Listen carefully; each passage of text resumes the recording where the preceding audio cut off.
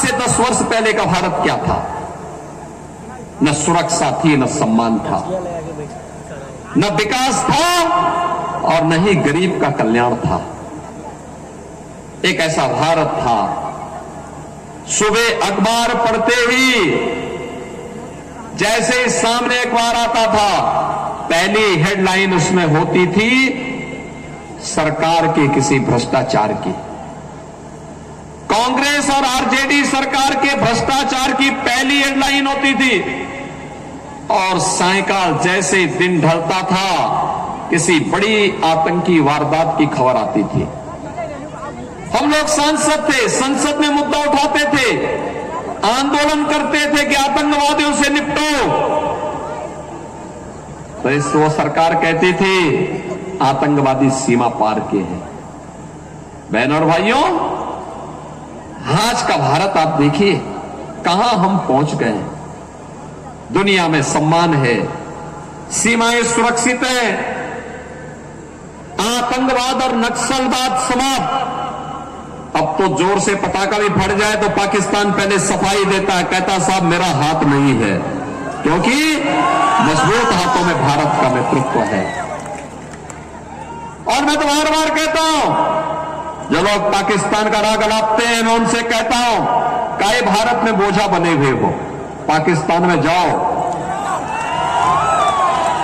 अरे हिंदुस्तान तो 80 करोड़ लोगों को फ्री में राशन दे रहा है, 4 वर्ष से मोदी जी दे रहे हैं, और पाकिस्तान में 23 करोड़ लोग भूख से मर रहे हैं। कुल 23 करोड़ की आबादी है। मोदी जी ने 10 वर्ष में जितनी पाकिस्तान की आबादी है उससे बड़ी आबादी को गरीबी रेखा से उभारने में मोदी जी ने योगदान दिया है। तो जो लोग पाकिस्तान का राग अलाप रहे हैं बहनों और भाइयों, इनको पाकिस्तान में भीख भी कोई देने वाला नहीं है, क्योंकि जो स्वयं भूखा मर रहा है वे क्या दूसरों का पेट भरेगा। ये नया भारत है। आज विकास हो रहे हैं, 2 लेन, 4 लेन, 6 लेन, 12 लेन के हाईवे, एक्सप्रेसवे, ट्रेन के नए नए मॉडल, वंदे भारत, अमृत भारत, नमो भारत के रूप में, पब्लिक ट्रांसपोर्ट के मेट्रो, रोपवे की सुविधा, कनेक्टिविटी के बेहतर इंतजाम, medical college, AIIMS, IIT, IIM, IIIT, NIT, world class university का निर्माण, और देश के अंदर लोगों को शुद्ध पेयजल उपलब्ध कराने के लिए हर घर नल की योजना, नल में जल हो, इसकी सुविधा भी पूरे देश के अंदर उपलब्ध करवाने का कार्य मोदी जी के नेतृत्व में हो रहा है। गरीब को राशन है तो फ्री में उपचार की व्यवस्था भी है।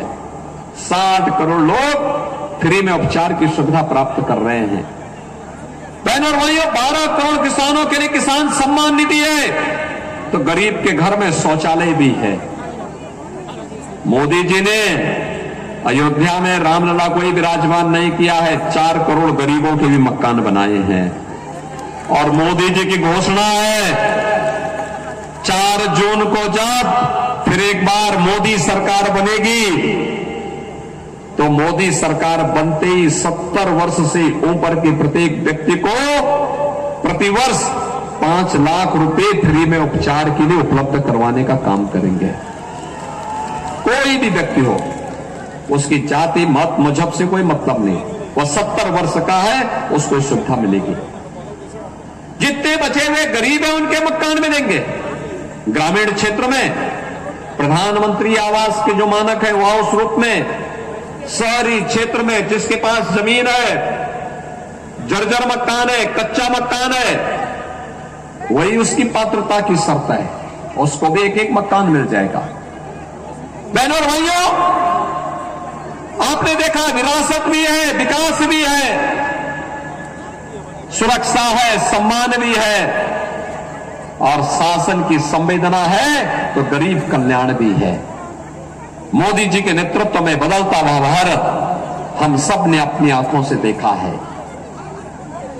बहनों और भाइयों, लोकसभा चुनाव के अंतिम चरण में आपको मतदान करना है। मतदान 6 चरणों के पूरे हो चुके हैं। इन 6 चरणों में देश के अलग अलग राज्यों में मुझे जाने का अवसर प्राप्त हुआ। अलग अलग राज्यों में गया, उत्तर दक्षिण पूर्व पश्चिम, चारों ओर एक ही नारा, एक ही संकल्प, लोगों के मन में एक ही स्वर गूंज रहा है। चारों ओर लोग एक ही बात कहते हैं, वह नारा है फिर एक बार, फिर एक बार, फिर एक बार, और अब की बार 400 पार। 400 पार का नारा सुनते ही कांग्रेस और आरजेडी के गठबंधन को चक्कर आने लगता है, क्योंकि दोनों भी मिलकर के 400 सीटों पे नहीं लड़े। वे कहते हैं कैसे होगा, तो जनता ही जनार्दन की भूमिका में जवाब देती है, कहती है जो राम को लाए हैं हम उनको लाएंगे। क्यों, पटना भी साथ है ना, पटना भी साथ है ना, और आपको तो और ज्यादा साथ होना है। इसलिए होना है, भगवान राम लला के वकील कोई और नहीं, आपका सांसद है रविशंकर प्रसाद। रविशंकर प्रसाद जी वकील है, उन्होंने ही 500 वर्षों का इंतजार समाप्त किया।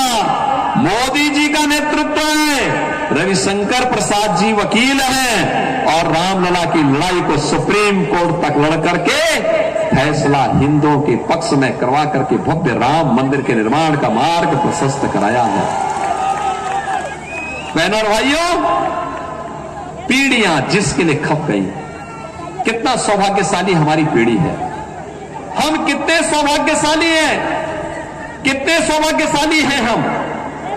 ये हमने अपनी आंखों के सामने अयोध्या में रामलला के मंदिर को बनते हुए देखा है, और मुझे मालूम है जितनी खुशी अयोध्या वासियों को है, उत्तर प्रदेश वासियों को है, उससे ज्यादा खुशी बिहार वासियों को है। इसलिए है क्योंकि मां जानकी का मायका है, यहां पे तो और भी अच्छा है।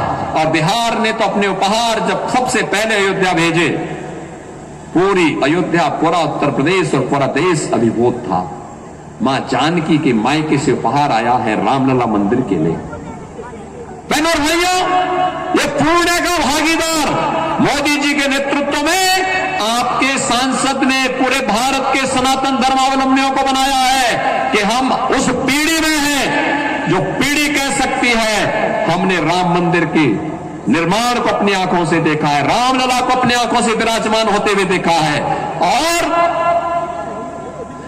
सच है, मोदी जी का नेतृत्व है, लेकिन श्रेय आपको जाता है, क्योंकि कमल चुनाव चिन्ह पर जिसने भी वोट दिया है वह श्रेय लेने का अधिकारी है कि राम मंदिर मैंने बनाया है। आप बोलिए कि राम मंदिर हमने भी बनाया है, क्योंकि हमने कमल के मोहर पर अपना ईवीएम का बटन दबा करके रविशंकर प्रसाद जी को चुनाव जिता के भेजा, वह रामलला के वकील बने। राम मंदिर के कारण, कमल के चुनाव चिन्ह के कारण मोदी जी प्रधानमंत्री बने, और मोदी जी प्रधानमंत्री बनने के बाद उन्होंने निर्णय लिया कि अयोध्या में राम मंदिर का निर्माण बनना ही बनना है, और अयोध्या में शिलान्यास में भी और उद्घाटन में प्रधानमंत्री के रूप में मोदी जी का आगमन होता है। आज आप अयोध्या जाएंगे ना, आपको लगेगा कि साक्षात प्रभु रामलला के समय की अयोध्या जीवित हो गई है। कितने लोग अयोध्या गए था? मैं संजीव चौरसिया जी से कहूंगा, वे उत्तर प्रदेश के वहां के सह प्रभारी भी हैं। मैं कहूंगा चुनाव के बाद एक बार पटना वासियों को पूरी ट्रेन भर करके अयोध्या लेके आइए रामलला का दर्शन कराने के लिए। लेके आ जाना बस, बाकी तो प्रबंध हम अपने आप ही करेंगे वहां पे। बहनों भाइयों, आज अयोध्या के दर्शन हो रहे हैं, नई अयोध्या, क्योंकि नया भारत है तो नए भारत की नई अयोध्या तो बननी है।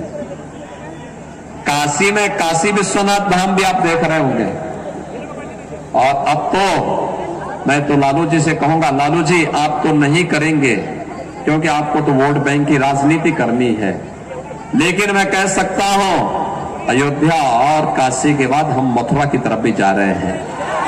हमारे कृष्ण कन्हैया भी अब इंतजार नहीं करने वाले हैं। कृष्ण कृष्ण कन्हैया भी अब कह रहे हैं हो जाए बसवार पे नया भारत, एक ऐसा भारत जो भारत गुलामी के एक एक चिन्ह को समाप्त करके आत्मनिर्भर और विकसित भारत बनेगा। बहनों और भाइयों, आप कितने सौभाग्यशाली हैं। आतंकवाद की ताबूत पर अंतिम कील ठोकने का कार्य जब प्रधानमंत्री मोदी जी ने किया, धारा 370 को हटाकर, तो उसमें भी आपका ही सांसद मंत्री के रूप में हस्ताक्षर करता है, कानून मंत्री के रूप में। और कोर्ट में भी इस लड़ाई को लड़ने के लिए आगे रहता है। ये भी आपके लिए गौरव की बात होनी चाहिए।